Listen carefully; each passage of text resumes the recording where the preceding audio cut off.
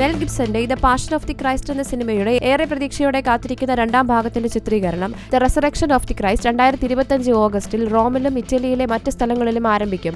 യഥാർത്ഥ ചിത്രത്തിൽ യേശുവിനെ അവതരിപ്പിച്ച ജിം കാവിസൽ തന്റെ വേഷം വീണ്ടും അവതരിപ്പിക്കും. യേശുവിന്റെ പുനരുത്ഥാനത്തെ തുടർന്നുള്ള സംഭവങ്ങൾ, പാതാളത്തിലെ അദ്ദേഹത്തിന്റെ സമയം, വീണുപോയ മാലാഖമാരുമായുള്ള ഇടപെടൽ എന്നിവ ഉൾപ്പെടെ ഈ ചിത്രം പര്യവേക്ഷണം ചെയ്യുമെന്ന് പ്രതീക്ഷിക്കുന്നു.